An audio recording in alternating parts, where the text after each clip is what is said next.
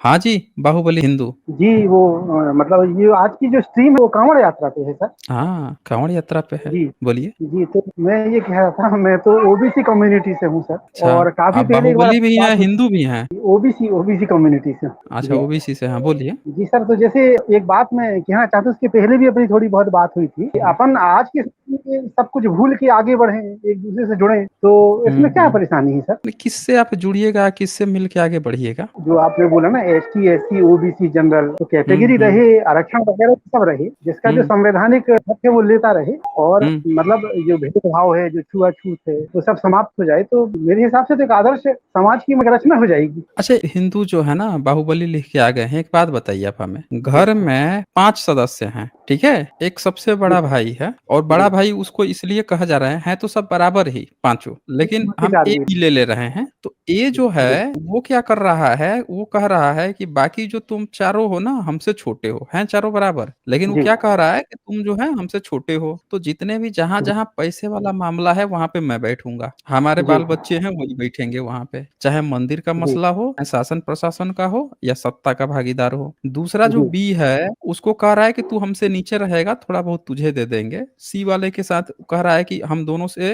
नीचे तू रहेगा, उससे नीचे डी, जी, और चौथा है ई, जिसको तो कुछ मिला ही नहीं है कभी। कुछ जी, नहीं, कोई अधिकार नहीं है। वो नाला साफ कर रहा है, उसको जहाँ देखो कोई जो है मार दे रहा है, दंगा-फसाद में फँसा दे रहा है, कहीं कुछ जी, उसके साथ हो जा रहा है, बहू-बेटियाँ सुरक्षित नहीं है उसकी। तो जी, ये नीचे से रैंकिंग ये बढ़ती जा रही है। डी के साथ भी यही जी, हाल है, ई के साथ यही हाल है, सी के साथ यही जी, हाल है। अब ये सारी चीज़ें बढ़ रही हैं। अब आप जो ई है वो कहता है कि हमको इसकी मजबूरी है कि यार हम सब मिल-जुल के रहेंगे ना तो हमारे साथ जो अपराध हो रहा है वो नहीं होगा। ठीक है? जी, तो बताइए कि जी, ई के पास तो कोई पावर नहीं है, ना वो बोल सकता है, जी, ना कहीं सत्ता में है, ना उसकी कोई बहुत ज़्यादा भागीदारी है, कहीं कुछ नहीं है। लेकिन उसके मन में क्या है कि हमको भी मान-सम्मान मिले, हमको भी सारी चीज़ें मिले, तो वो तो हमेशा चाहेगा बिल्कुल, कि हमको मिले। आप बताइए कि जी, देगा कौन उसको? वो तो चाह ही रहा है, जी। लेकिन उसके पास है नहीं ना कोई पावर, देगा कौन हाँ, वो उसको? तो जी, मैं बोलूँ बोलिए। सर? हाँ, जी, बोलिए। मैं कह रहा था सर, आपकी जो बात हुँ, है, वो बिल्कुल हुँ, सही है, और अगर हुँ, अपन सोचें 60-70 साल पहले, आज़ादी से पहले और आज़ादी के कुछ वर्षों बाद तक, तो ये बातें बहुत थी। पर आप अभी हम देख रहे हैं, समय के साथ काफ़ी मतलब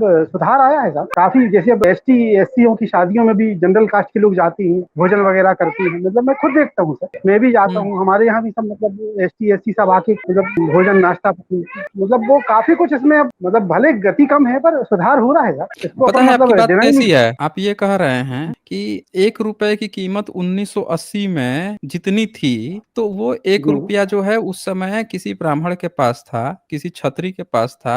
तो आज के समय में 2025 में ₹1 तो अब एससी वर्ग के भी पास है। लेकिन आप ये नहीं सोच रहे हैं कि अगर इनके पास वो ₹1 है, आप 80 से कंपेयर कर रहे हैं। वो 1980 का जो उसके पास ₹1 था, वो पहुँच के उसके पास करोड़ों और अरबों हो चुका है। अभी आप ₹1 पे पहुँच रहे हैं। तो आप ₹1 देख रहे हैं कि यार पहले तो ब्राह्मणों का ये था, उतना तो हम भी अब पहुँच रहे हैं। अरे भैया, वो आपसे बहुत आगे निकल चुका है, आप उसके बराबर में टिक ही नहीं सकते हैं। लगातार पीछे पे पीछे और काफ़ी पीछे चले गए हैं। कभी कंपेयर किए हैं? देश की 89% संपत्ति वो जनरल वर्ग के पास है, 89%। अब बताइए कि जिस देश की 18% संपत्ति जो है जनरल वर्ग के पास है, आप कैसे बराबर कैसे जी, हो गए? हुँ? आपका ओबीसी, एससी, एसटी इतनी बड़ी संख्या है, उसका कितना है? आप उसका कोई सोच भी ज़्यादा सकते हैं? हुँ? जी, जी, जी, हम बताते हैं उसका जी कितना सर, है। उसका जी। है मात्र 8% है ओबीसी का, और बचा आपका 3%, ये 2.6% शायद एससी मंदिर का है। मंदिर की संपत्ति की बात कर रहे हैं आप शायद, हाँ जी? मंदिर वगैरह की संपत्ति की। नहीं, आप नहीं, मंदिर मंदिर वगैरह की की नहीं, ओवर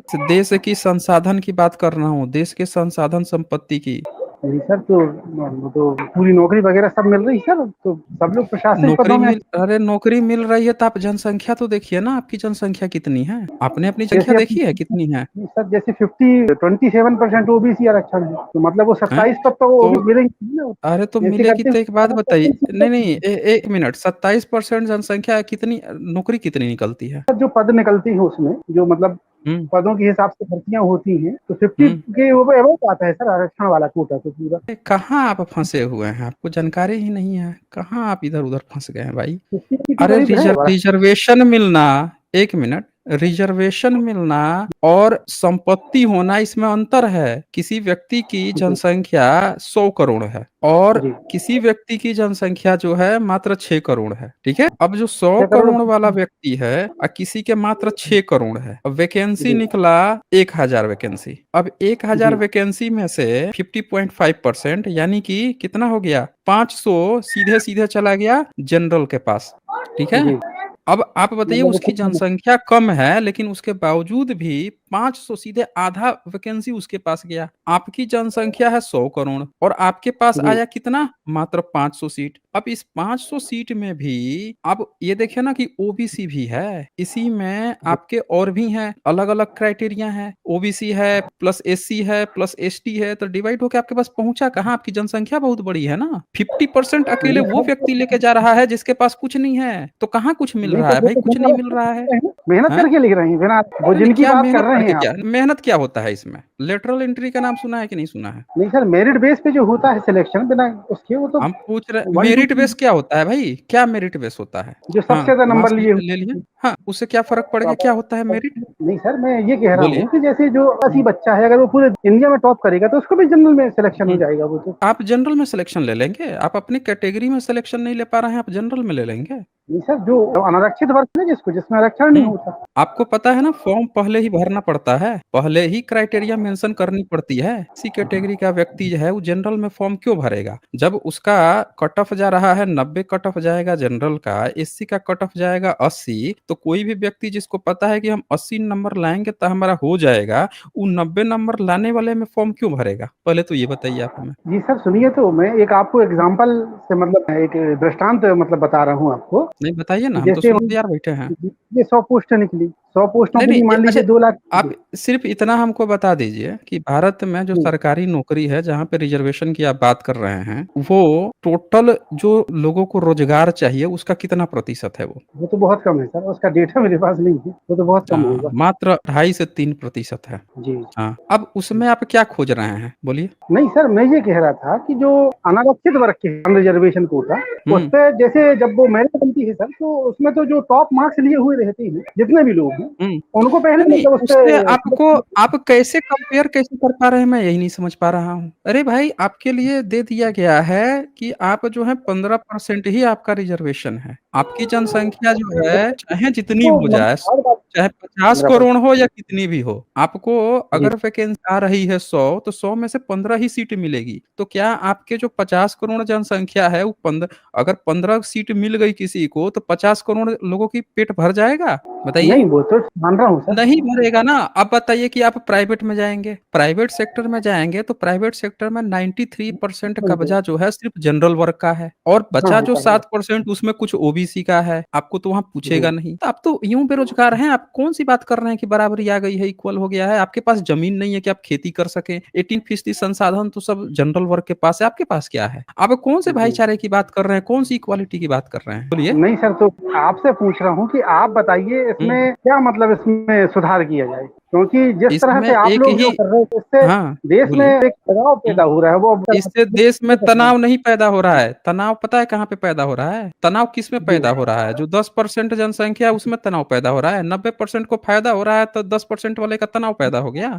90% को शोषण हो रहा है तब तनाव नहीं पैदा हो रहा है। एक बात केवल बताइए, वाले चैनलों पे ईडब्ल्यूएस कोटा आया, उसमें कितना रिजर्वेशन दिया गया ईडब्ल्यूएस को, 10%। 10%। 10% जनसंख्या जनरल, मुसलमान, जनरल वर्ग की जनसंख्या कितनी है, माइनॉरिटी, जैन, सिख सब जोड़ेंगे तो ज्यादा है सर, वो तो पंद्रह बताइए ना बीस कितना परसेंट है। होगी, अगर सबको जोड़े, माइनॉरिटीज को भी जोड़ लें, मतलब अदर रिलीजन को बताइए भी जोड़ लें, कितना, तो वो तो 20% होगा मेरे हिसाब कितना प्रतिशत होगा। से। 15-20% सर, 15-20%। 15-20%। अब मैं जी, आपको जी, बताता 15। हूँ कि कितना, अब ध्यान से सुनिए कितना है, ये देखिए। जी, आप जो है, आपको नहीं जानकारी है इसीलिए आप नहीं समझ पा रहे हैं। तनाव जो है ना, आपको 10% की बड़ी चिंता है कि 10% तनाव में आ गए हैं, सब चीज हड़प के बैठे हुए हैं, तनाव में आ गए, और जिसके पास कुछ नहीं है वो तनाव में ही नहीं है। ये देखिए, ये जी, 10% की बड़ी चिंता है आपको। तो बिहार में 63% ओबीसी है, जनगणना हुई 2024 में, क्या बताता है, जी, 63% ओबीसी है। 15.2% जनरल है। अब ये जो 15.2% जनरल है ना, इस 15.2% में से 9.5% ही ये जो हिंदू हैं, बाकी का सब सिख है। वहाँ की जो शेख सैयद जो जनरल जातियां हैं मुस्लिम की, वो सब हैं। यानी इस 3.2% में से जी जो मात्र 9 साढ़े 9% जो है वही हिंदू जनरल है। अब आप हमें जी बता जी दीजिए कि इस 9 साढ़े 9% के लिए आपने जो है जी 10% ईडब्ल्यूएस कोटा दे दिया, वो ईडब्ल्यूएस तो कोटा दे दिया। 15% बोले, नहीं, 15%। 15 में तो साढ़े 5% वो है ना, मुस्लिम है ना इसमें। वो भी तो इसमें आरक्षण साढ़े लेंगे ना। पांच परसेंट जो है, हाँ तो उनको भी लेने दीजिए। वही तो बोल रहा हूँ, उनको भी लेने दीजिए। हम तो आपके जनरल वर्ग की बात कर रहे हैं ना, जो हिंदू जी जनरल है उसकी बात कर रहे हैं ना। ये तो कह रहे हैं कि मुस्लिम को रिजर्वेशन ही नहीं देना चाहिए। ये तो एससी मुस्लिम को रिजर्वेशन ही नहीं देते हैं, उसका तो रिजर्वेशन ही खा गए हैं। तो ये इसमें से आपके नहीं हिंदू जनरल मात्र 9.5% है। 1 मिनट सुन लीजिए, पूरी बात सुन लीजिए। अब बताइए कि इनको आपने 10% कोटा दे दिया। अब यहाँ 63% जो ओबीसी है उसको कितना परसेंट रिजर्वेशन है, जरा बताइए तो आप हमें। तो उसमें 27 करीब है शायद ओबीसी का। आपको सही लग रहा है कि 63% को 27% रिजर्वेशन सही लग रहा है आपको? नहीं वो बोलिए। तो खैर ना काफी है। ना काफी है। तो अब आप हमें एक बात जी बताइए कि जनरल वर्ग जो इसके पास पहले से संपत्ति है, पहले से ही हर जगह पोस्ट पे कब्जा है, हर एक जगह पे बैठा हुआ है, इनकी जनसंख्या मात्र 15% है। आपको इनकी बड़ी चिंता हो गई है, देश में तनाव बढ़ गया। 15% सब चीज हड़प के बैठा है, पेट भरे हुए हैं, तन फुला के बैठा है, गाल मोटा मोटा लाल लाल करके बैठा हुआ है, खाने पीने का अंबार लगा हुआ है, हर सब जगह के जंगल जमीन पे, देश पे, सत्ता पे, हर एक जगह पे कब्जा है, एजुकेशन सेंटर पे कब्जा है। उनमें बड़ा तनाव आ गया भाई कि ये, और इनमें तनाव नहीं आ रहा है कि 63% ओबीसी है, इसको मात्र 27% मिला है। वो भी कब मिला है? मंडल कमीशन आया है इधर तब है। और ये एससी वर्ग जो सदियों से, 1000 सालों से भी ज्यादा समय से जो वो रहे हैं, पीड़ित रहे हैं, उनको मात्र मुश्किल से जो है 15% मिल रहा है। एससी एसटी दोनों मिला ले तो मुश्किल से 20-21% मिलता है। तो आपको बताएं, यहाँ पे आपको नहीं समझ में आ रहा है कि दिक्कत में कौन है? जिसके पास सब चीज है वो बताइए 10% उसको कोटा दे दिया, जबकि जनरल सीट ऑलरेडी है। आप किसके तनाव की बात कर रहे हैं भाई? कट्टर हिंदू। और आप यहाँ पे आके झूठ क्यों बोल रहे थे कि आप एससी हैं और तनाव जो है ब्राह्मणवादियों को हो रहा है? उनको कोई तनाव नहीं है। 80 चूहे खा के बिल्ली जो है ना हज यात्रा पर चल रही है। आप कहानी सुना रहे हैं हम लोगों को। बताइए कि कितना जनरल वर्ग जो है नाला साफ करता है, बताइए तो आप हमें, बोलिए। अभी तो सर बेरोजगारी की ये स्थिति है कि अभी न्यूज चलती है कि जनरल वाले भी भर्ती हैं, नगर पालिका कितना? में सफाई तो करती बता दीजिए, नगर पालिका में करते हैं तो कितना जो है मेन होल में उतर के सफाई किया है? इतनी मृत्यु हुई है ना मेन होल में, बता दीजिए कितना है। जी जनरल उसमें मेन होल में उतर के जान गई है?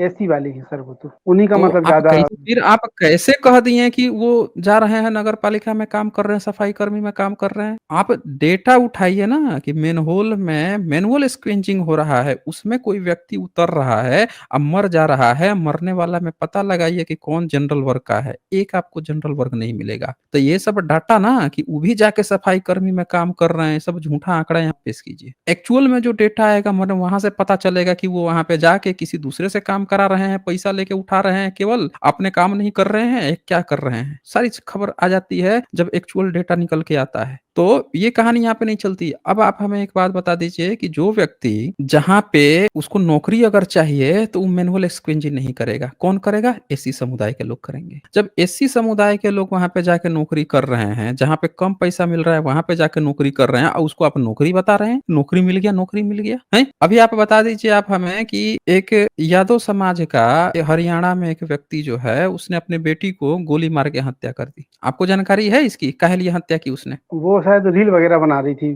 किसी के साथ। ये झूठी वो खबर आप सुनते रहिएगा। रील बनाती थी, किसके साथ रील बनाई थी? कौन था लड़का रील में? कोई इमामुल हक था, ऐसा देख रहा था उसमें हाँ, यूट्यूब चैनल। तो एक बात बताइए कि एक लड़का था, मुस्लिम लड़का था, तो इन्होंने हल्ला किया कि उसके साथ क्यों बनाई हो, तो रील तो वो हटा ली। फिर गोली मारने की क्या जरूरत पड़ गई 10-15 दिन बाद? वो तो 1 महीना पहले अपलोड की थी। तो चाहते थे ये टेनिस अभी प्लेयर बने। 1 महीना बाद गोली मारने की क्यों जरूरत पड़ गई? पूरा 5-6 गोली उतार दिया। जी बोलिए। नहीं सर, अगर तो रील वो का था, उसके घर में पैसे की कमी नहीं थी, बताइए 5 लाख 6 लाख बता रहे हैं सब की उसके किराया घर इतना बना दिया था कि 5-5 6-6 लाख तो किराए से कमा रहा था। बताइए इतने धनी-धनी सब हैं, उनको गोली मारने की ज़रूरत क्यों पड़ रही है बच्ची को? मैं तो कोई जातिवाद नहीं है सर, वो तो एक इंसिडेंट है, मतलब क्राइम है, क्या बोले उसको, ये तो ऐसी कोई क्राइम मतलब काहे हो रही है?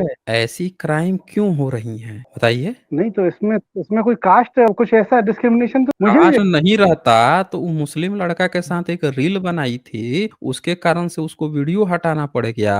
फिर उसकी शादी-विवाह की बात चल रही थी। वो किससे करवाना चाहता था, वो किससे करना चाहती थी। इसमें कास्ट नहीं आ रहा है तो क्या चीज़ आ रहा है? कौन-सा क्राइम आ रहा है भाई? लड़की की क्या गलती हो गई है? सर सुनिए, तो इसमें ओबीसी वगैरह का, जनरल वगैरह का तो कोई उसमें वो नहीं है ना, जैसे अपन कहें कि आप आपस जनरल में हैं? हिंदुओं की कोई आप जाति जनरल हैं? जातिवादी नहीं सर, ओबीसी आप से हूँ सर मैं। जनरल हैं? अभी नहीं, आप ओबीसी एससी से हूँ बोले सर। हैं, तो सुन लिया आप जी हाँ, लोगों ने? मैंने सुनी अभी है। ये एससी बोले, एससी से अब ओबीसी पे आ गए हैं। देख लीजिए लो आप ध्यान से इनको कि कितना चेंज हो रहे हैं। ये जनरल वर्ग से हैं। मुझे पक्का ये लग रहा है कि आप जनरल वर्ग से हैं। ठीक है ना? आप तुरंत स्विच मार दिए कि अब एससी से आप जो जनरल वर्ग से हैं। आप ओबीसी भी नहीं, आप जनरल वर्ग हैं। क्योंकि आपने कहा ना कि इसमें जनरल वर्ग का, आपको दुःख दर्द जनरल वर्ग का है। जो जिस वर्ग का रहता है अपनी बात करता है कि हमारे यहाँ मुस्लिम्स आएगा तो कभी दूसरी की बात नहीं करेगा। वो अपना हक अधिकार की बात करेगा कि हमारा इस्लाम में क्या हो रहा है, हमारे इस्लाम में ये नहीं दिया जा रहा है, वो नहीं दिया जा रहा है। कोई भी व्यक्ति आएगा अपनी चीज़ बात करेगा। आप जनरल वर्ग की बात कर रहे हैं? बार-बार आप जनरल वर्ग की बात कर रहे हैं। जनरल में असंतोष हो जाएगा। आपके ओबीसी में असंतोष नहीं है कि 63%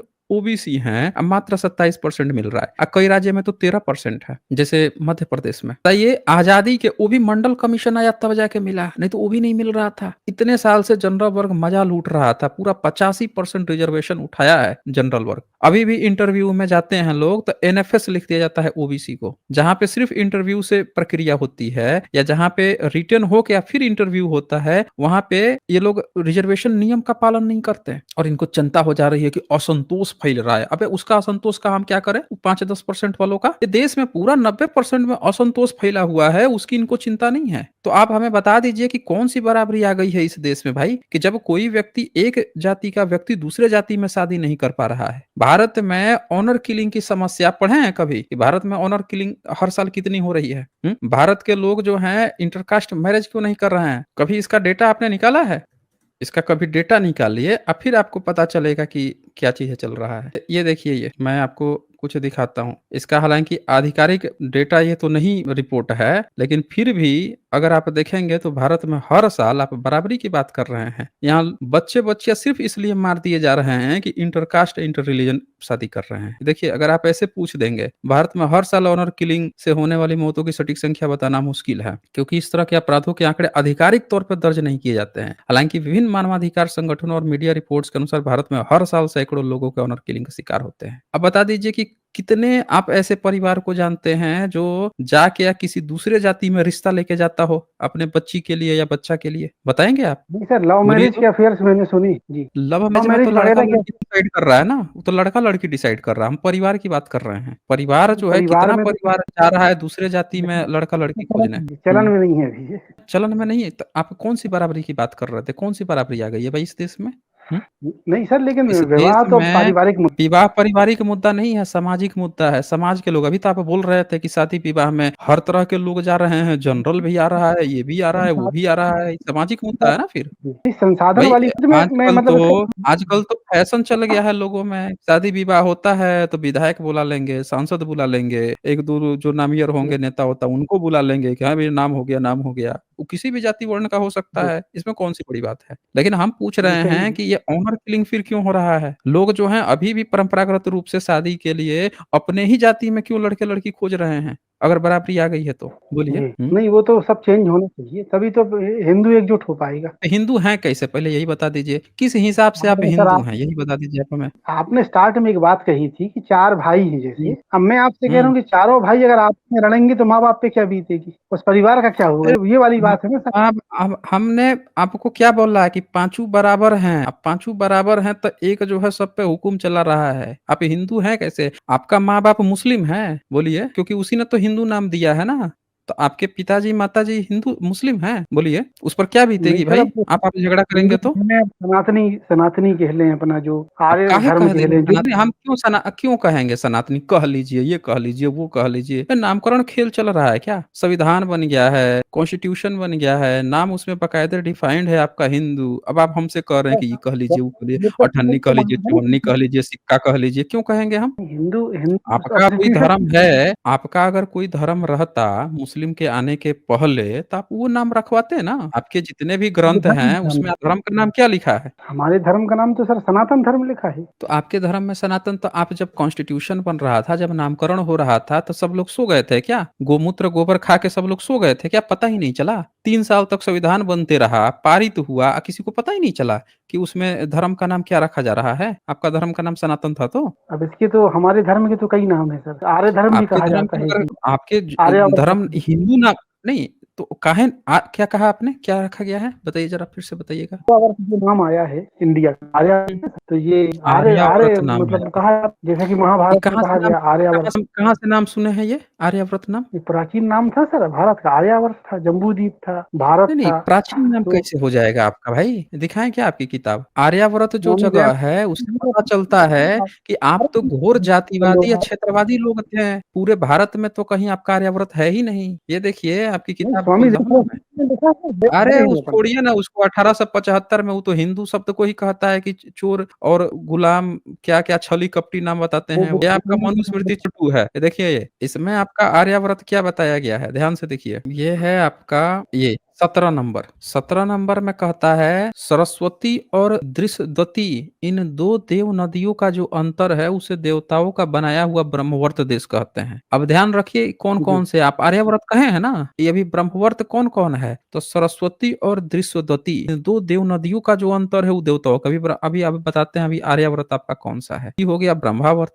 इसके नीचे आप आइए जी 18 नंबर। उस देश में चारों वर्णों उनके अंतराल संकीर्ण जातियों के परंपरा में जो आचार है, उसी को सदाचार कहते हैं। कह रहा है कि उनके अंतराल संकीर्ण जातियों के परंपरा से जो आचार है, यानी जो एससी एसटी लोग जो हैं, वो लोग जो अपना जीवन जीवन जीते हैं, व्यवहार करते हैं, वही उनके यहाँ सदाचार कहलाता है। किसमें? ब्रह्मावर्त देश में। अब आते हैं, अब आपका भी खोज जी लेते हैं, कौन सा आपका आर्यावर्त कहाँ पे है? 19 नंबर। कुरुक्षेत्र और मत्स्य क्षेत्र, पंचाल यानी कान्यकुब्ज, सूरसेन, मथुरा, ये महर्षि देश है, ब्रह्मावर्त से कुछ न्यून है। अब देखें, वो एससी एसटी का इलाका था, उससे भी नीचे इलाका ई हो गया, उससे भी ब्रह्मवर्त से भी कुछ न्यून हो गया। अभी आपका नहीं आया। अब आते हैं और देखते हैं आपका कहाँ आता है। अब 21 नंबर देखिए, सरस्वती नदी से पूर्व में और प्रयाग से पश्चिम, हिमालय और विंध्य पर्वत के मध्य देश को मध्य देश कहते हैं। अब ये देखिए, ये क्या कह रहा है? सरस्वती नदी से पूरब, अब प्रयाग यानी इलाहाबाद जो है, उससे पश्चिम, हिमालय और विंध्य के बीच में मध्य देश कहते हैं। अभी भी आपका आर्यावर्त नहीं आया। अब ये आता है,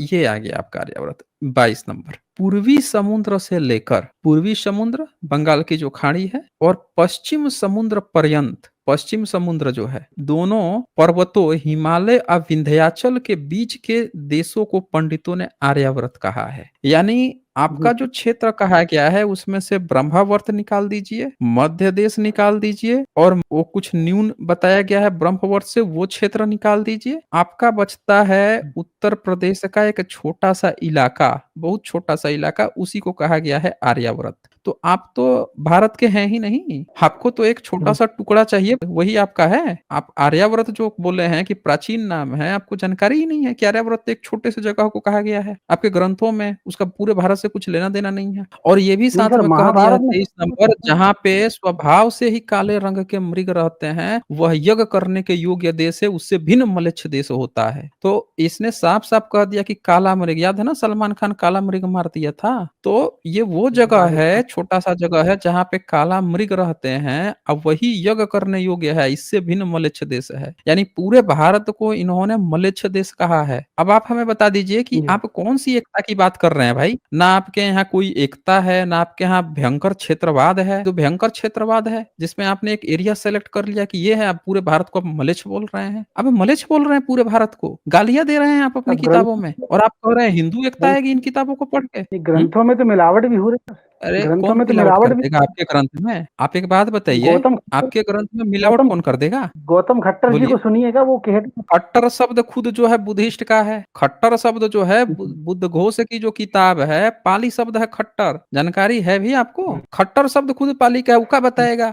है। पांचवी क्लास में 5 बार फेल हुआ होगा, उका बताएगा। वो जानकारी है उसको? कभी बुला के लाइएगा यहाँ पे, देख लेंगे कौन है। तो सारा खट्टर निकल ग्रंथों में। जाएगा। बुला के लाइए ना यहाँ पे एक बार। जानकारी होती नहीं है, बस मुंह खोला, शब्द को पोड़ दिया, हो गया। पाली की डिक्शनरी बनाई जा रही थी, और जब डिक्शनरी बनाई गई पाली की, तो उसमें खट्टर शब्द भी आया कि भैया ये खट्टर जो है ये कौन होते हैं। तो खट्टर शब्द पाली में बुद्धघोष ने उसको लिखा हुआ है कि खट्टर जो है वो बुद्धघोष का शब्द है, बुद्धिज्म का शब्द है। साफ साफ दिया गया है। नहीं जानकारी है जिसको, उसको आप कुछ भी बोल सकते हैं, कुछ भी बता सकते हैं, लेकिन जिसने पढ़ा है, जिसको ये सारी चीजें जानकारी है, उसको बेवकूफ नहीं बनाया जा सकता है। समझ रहे हैं ना?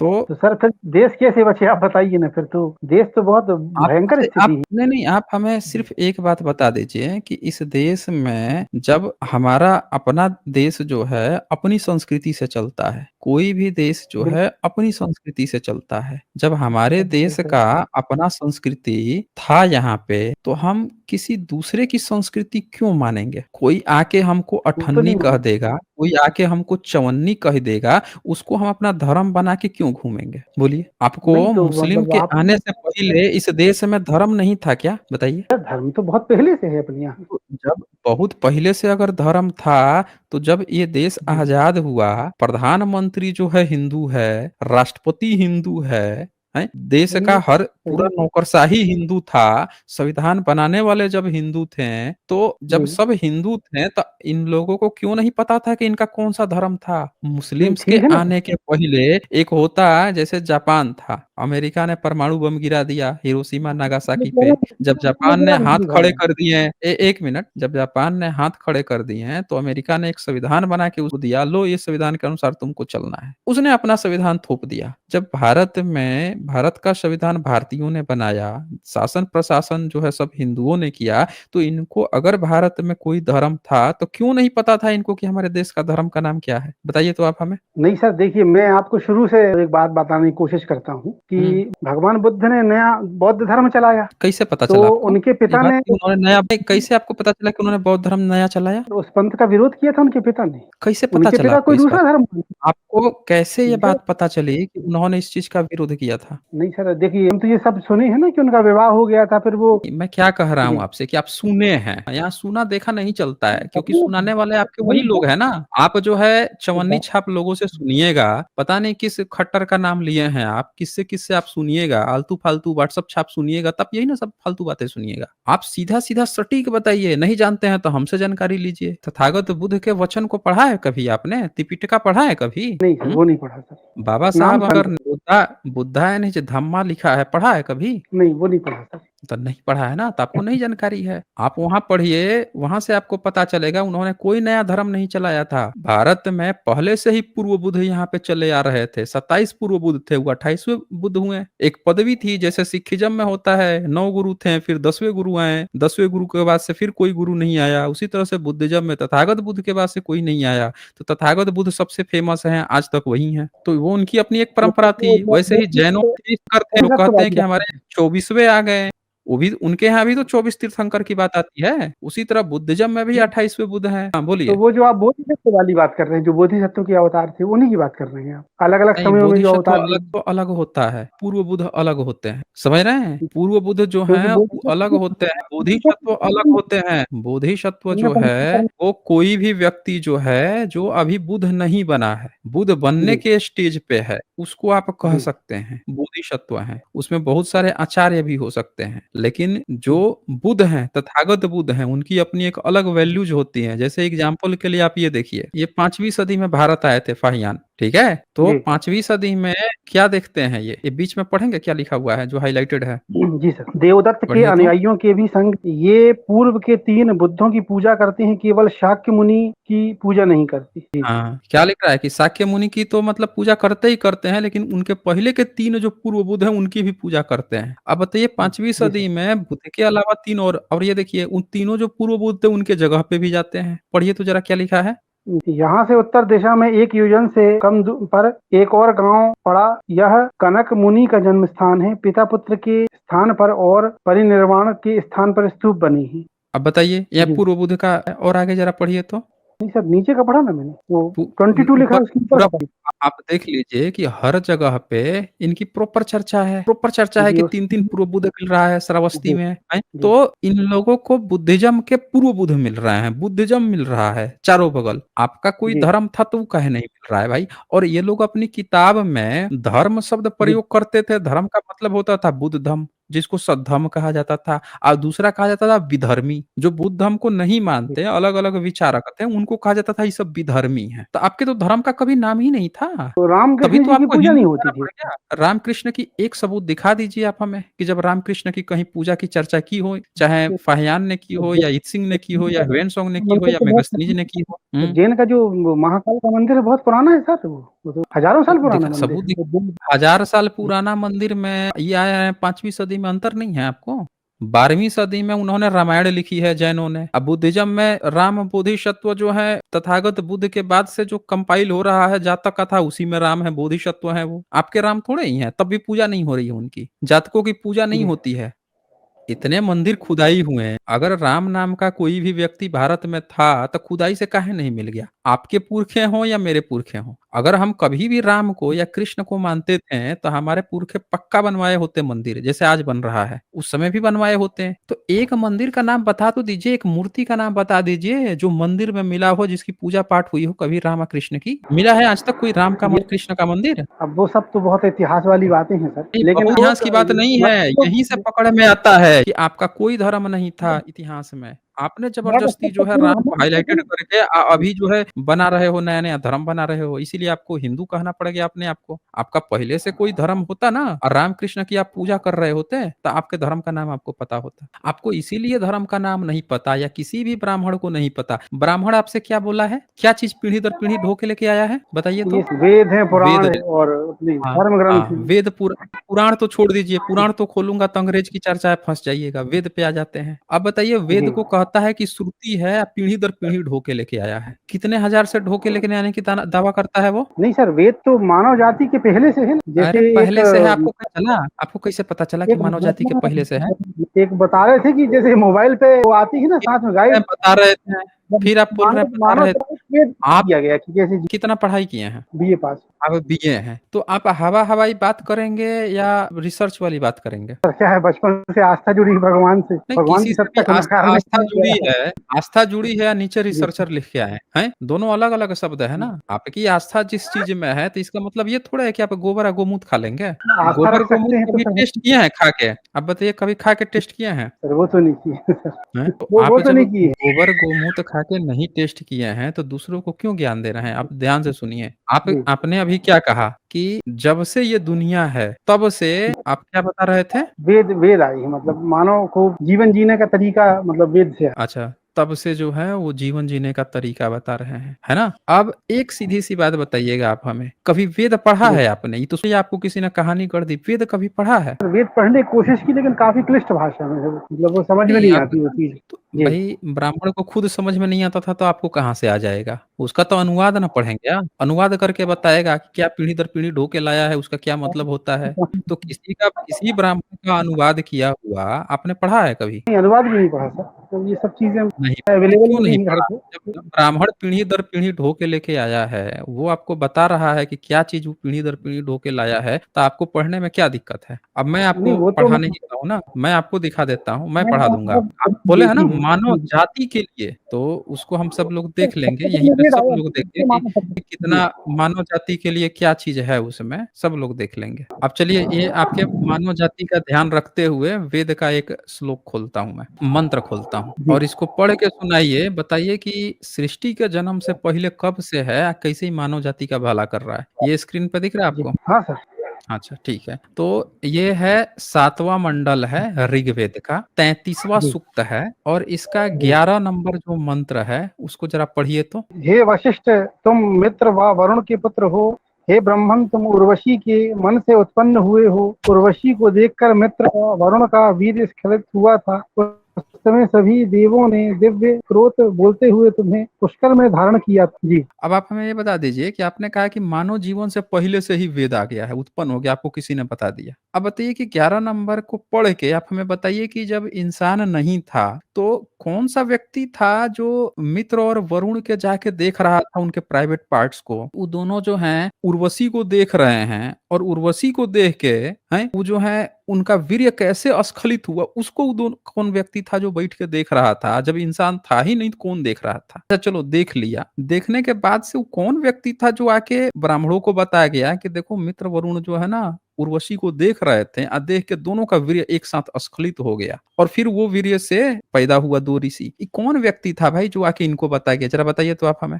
ये सब तो ये हाई क्लास की बातें हम मैं कैसे समझा सकता हूँ। ये अच्छा मतलब 13 नंबर पढ़िए तो ज़रा। यज्ञ में दीक्षित मित्र और वरुण ने दूसरे लोगों की स्तुतियां एवं प्रार्थनाएं मानकर अपना वीर्य एक साथ घड़े में स्खलित किया था। उस घड़े से अगस्त्य उत्पन्न हुए। लोग वशिष्ठ को भी उसी घड़े से उत्पन्न बताते हैं। अब एक बात बताइए आप हमें, यहाँ पे क्या बोल रहा है कि इन दोनों ने उर्वशी को देख के दोनों का वीर्य जो अस्खलित हुआ उसको लेके घड़े में डाल दिया। ये कभी ऐसा हो सकता है कि 2 व्यक्ति जो है दोनों का एक साथ किसी लड़की को देख के वीर्य अस्खलित हो जाए या दोनों जो है अपना-अपना वीर्य एक घड़े में डाल दें और उससे 2 बच्चा पैदा हो जाए? बोलिए। वैसे क्या कहूँ सर, ये तो धर्म ये सब चमत्कार है, हर धर्म में ये चमत्कार की बातें तो क्या जो कहा आपने? चमत्कार नहीं, आपको ये अन्य चमत्कार धर्म तो से मतलब है। आपने तो कहा ना कि इंसान के जन्म से पहले से ही है, मानव जाति के जन्म से पहले से है और आपने ये भी कहा कि भाई इसरो के चेयरमैन भी इस बात की पुष्टि कर रहे हैं कि भाई इसी में सारा विज्ञान छुपा हुआ है। अब चमत्कार में पहुँच गए आप। चमत्कार नाम की चीज़ होती तो आज भारत के लोगों को इसरो की संस्था बनानी पड़ती, हैं? चमत्कार कर देते यही सब किताब पढ़-पढ़ के। जब गजनवी आया था, भारत में नादिर शाह आया था, मार-मार के, तूड़-तूड़ के